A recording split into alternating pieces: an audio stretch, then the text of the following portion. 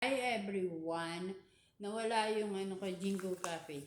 Ito, ang Hazelnut Jingo Cafe. Hazelnut tuloy. Caramel coffee ng Jingo Cafe. Meron din tayong black coffee hazelnut ng Jingo Coffee.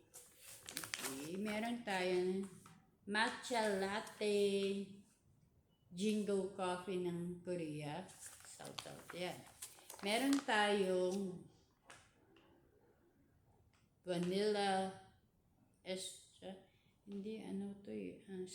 Oo, tama. Vanilla coffee milk. Mali pala yung cinnamon. Vanilla coffee. Ayan siya. Vanilla coffee ng Jingo Coffee. Jingo Korean. Ayan siya.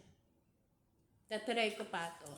Tapos meron tayong peach ice ng Korea. Ng Jingo Cafe. Ang tawag nila dito is iced tea. Peach iced tea ng Jingo Coffee. Jingo Coffee ng Korea. And I like it.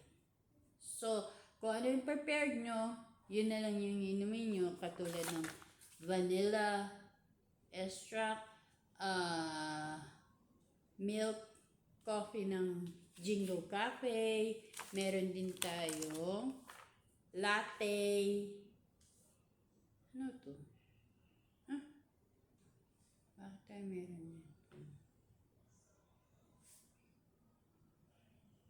Meron tayong ito.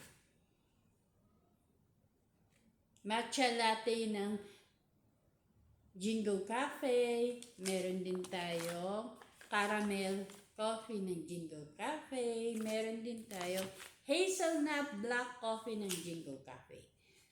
Ito, i-recommend ko sa inyo by the time na mainom ko silang lahat or matikman ko man lang. Then, tsaka ko sasabihin sa inyo kung anong lasa. But for now, bye-bye.